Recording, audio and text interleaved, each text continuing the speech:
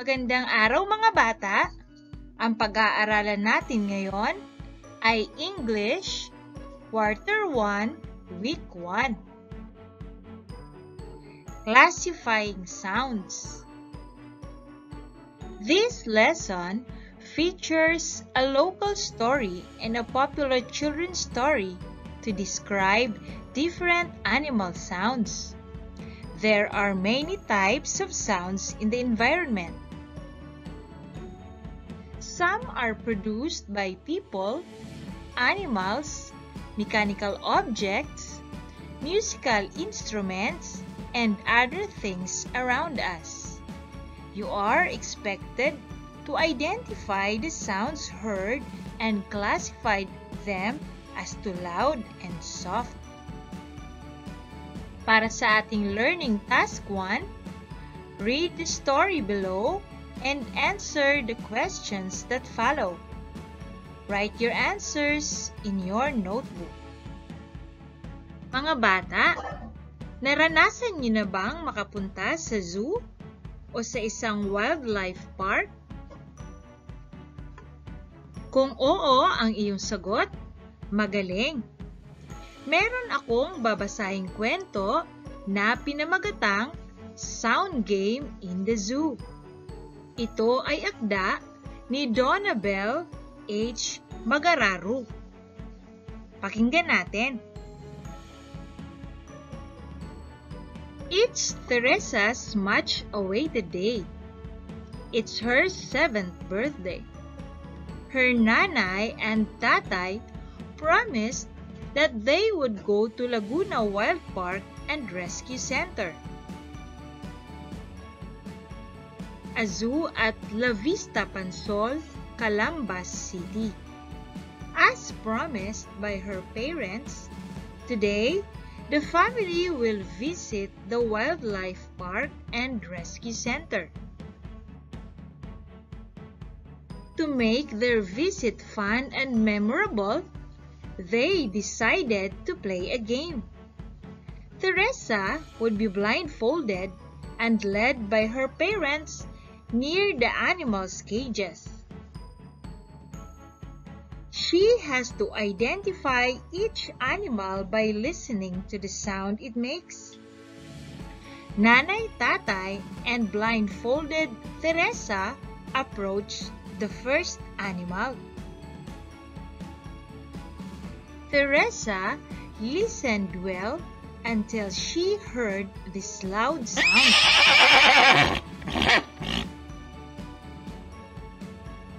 Teresa exclaimed, "It's a horse!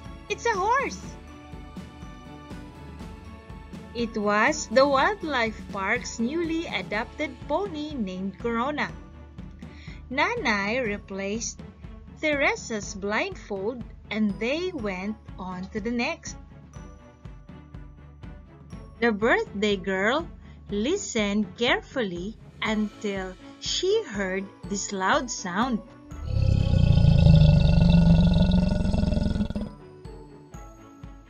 "Oh, what is that?" she asked. "I think it's a crocodile." She got it right. It's a Cayman crocodile. The sound guessing game continued. Other animal sounds that Teresa guessed right are all the following. A. Soft sound made by a snake. And B. Loud sound by the wild pigs.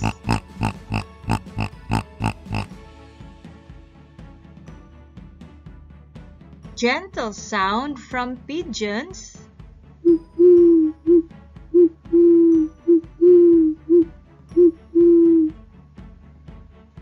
And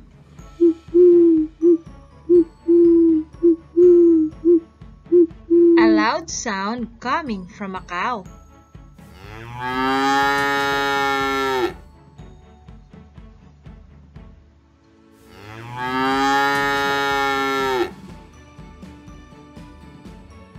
Teresa's family had a great day at the wildlife park.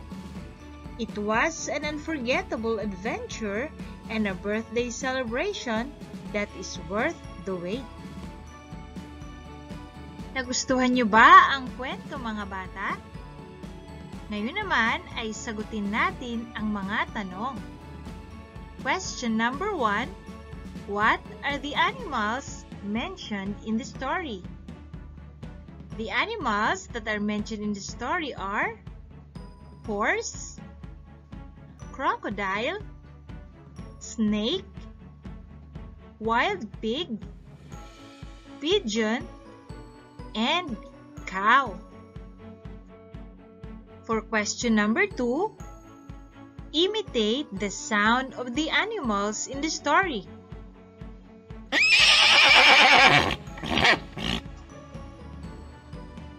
Horse,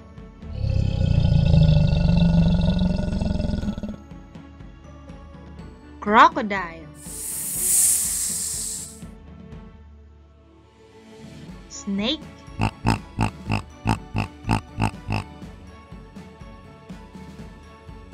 pig,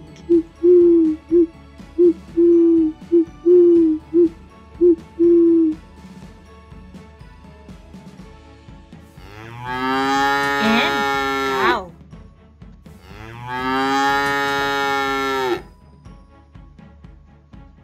Para sa tanong na ito, ay gagayahin ninyo ang tunog ng mga hayop.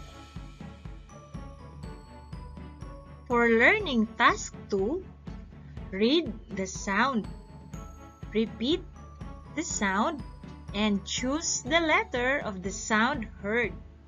Write your answers in your notebook. Number 1. Anong hayop ang gumagawa ng ganitong tunog? A. Cat, B. Snake, C. Goat, D. Wolf.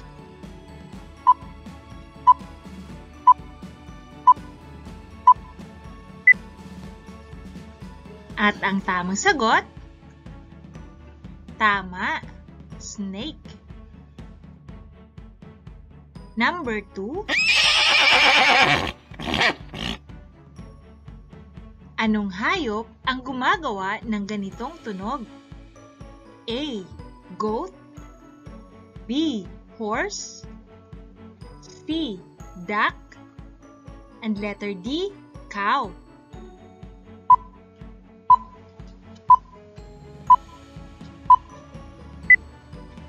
At ang tamang sagot, tama, ito ay horse.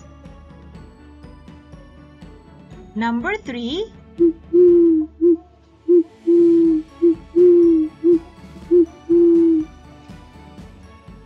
Anong hayop ang gumagawa ng ganitong tunog? A. Pigeon, B. Pig, C. Fish, and D. Rooster. Ano kaya ang tamang sagot?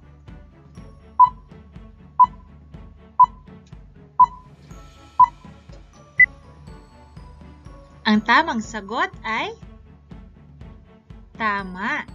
Ito ay letter A, pigeon. Number 4.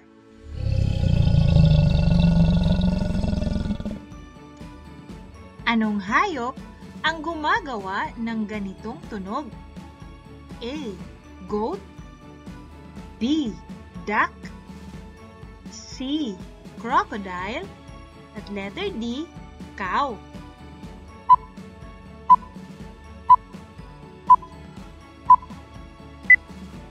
Ang tamang sagot, tama, ito ay crocodile. Number 5.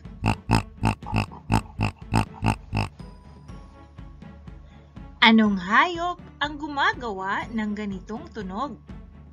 A. Pig, B. Wolf, C. Horse, at letter D.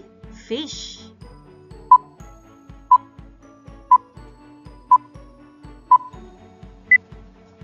Ang tamang sagot?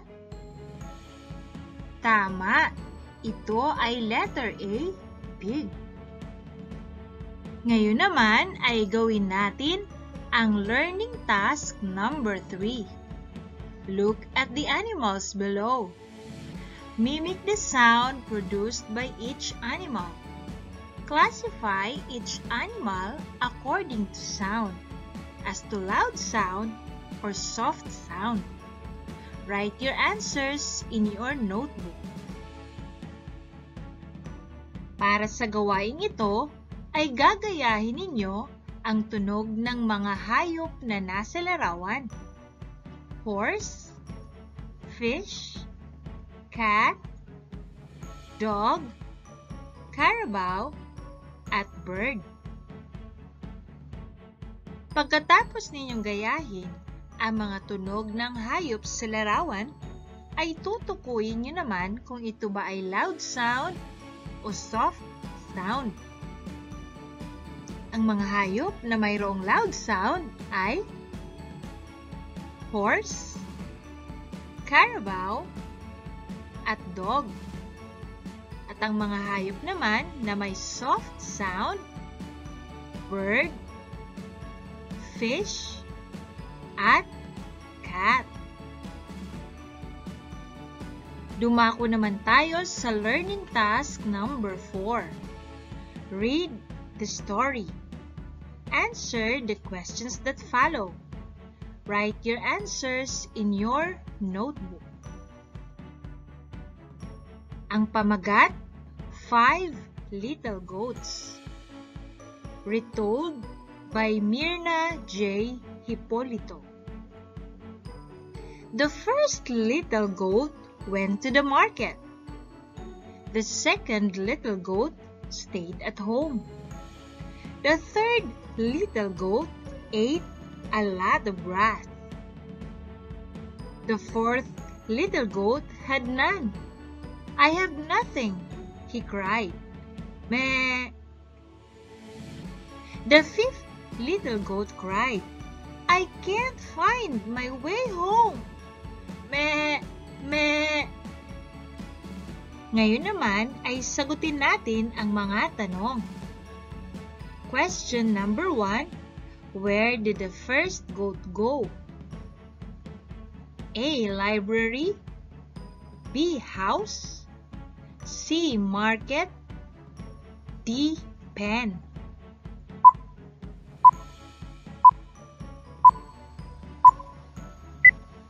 Ang tamang sagot? Letter C. Market. The first goat went to the market. Number 2. Which goat stayed at home? A. First, B. Second, C. Third, and letter D. Fourth.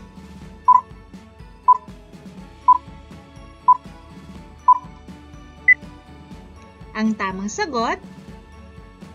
Letter B. The second little goat stayed at home. Question number 3. Which goat ate a lot of grass? A. First, B. Second, C. Third, and letter D. Fourth.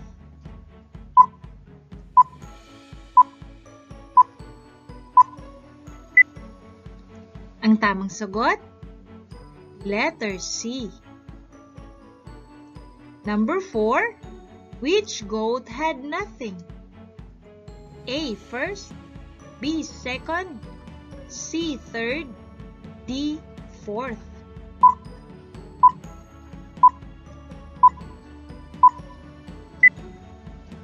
Ang tamang sagot? Letter D. Fourth. The fourth goat had nothing. At question number 5, why did the fifth goat cry? A. He can't eat. B. He can't play. C.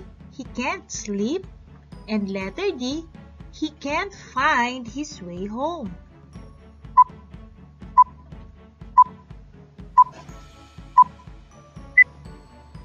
Ang tamang sagot? Letter D, he can't find his way home. Always remember that there are sounds that we can hear in our environment, and these sounds may be produced in various ways. Some of these are animal sounds. Animals produce distinct sounds. These sounds help us identify the animals producing them. Learning task number 5. Do the following using the story you have read. Para sa gawaing ito, ay ang pagbabasihan ninyo ay ang mga kwentong inyong narinig. Ang unang gagawin, mimic the animal sounds. Gagayahin ninyo ang mga tunog ng hayop na nasa kwento. Sunod, identify the animals. At tell whether the sound is loud or soft. Tutukuyin nyo kung ito ba ay loud sound or soft sound. Ngayon naman, learning task number 6. In your notebook, do the following. Para sa gawaing ito, ay gagawin mo ang mga sumusunod. Describe one animal found at home. Next, draw the animal. Number 3, describe the sound this animal makes. And tell whether the sound is loud or soft. Learning task number 7. Using the objects below, try to produce sounds by using a fork or spoon. Classify the sounds produced as to soft or loud. Write your answers in your notebook. Para sa gawaing ito, ay gagamit ka ng tinidor o kutsara para tapikin ang mga bagay na nasa kaliwa. Isusulat kung anong tunog ang nagawa at tukuyin kung ito ba ay soft o loud.